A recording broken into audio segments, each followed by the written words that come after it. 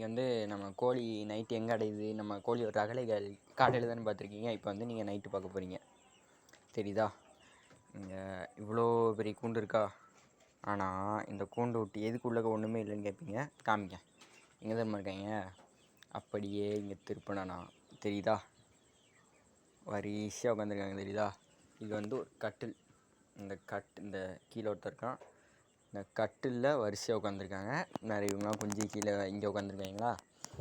வேறு நம்ம கருப்பில் புள்ளி போட்டு வச்சோன்னா அது வந்து நான் புறா கூட்டை உடச்சது இன்னும் போதாதுன்னு சொல்லி இன்னும் கொஞ்சம் உடைக்கணும்னு சொல்லி இன்னும் இது மேலே தான் உட்காந்துருக்கா.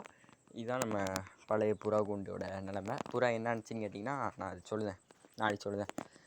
வேறு இங்கே வந்து நம்ம கருப்பாயோட மக அடை காத்துட்ருக்கா. வேறு இங்கே ஒருத்தன் பெருசு இருக்கான். வேறு இங்கே வந்து நம்ம குஞ்சு கோழி இருக்கா.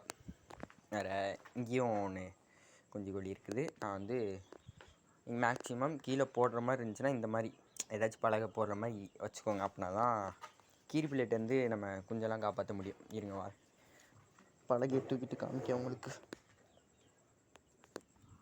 தெரியுதா உள்ள யாரெல்லாம் இருக்காங்கன்னு தெரியுதா? நம்ம கருப்பாயோட குஞ்சு தான் இதில் இருக்குது. வேறு வந்து நாளைக்கு வந்து அந்த மரத்து மேலே யாரெல்லாம் இருக்காங்கன்னு தெரியுதா? அங்கே மரம் இருக்குது. அந்த மரத்து மேலே யாரெல்லாம் இருக்காங்கன்னு நாளைக்கு காமிக்க.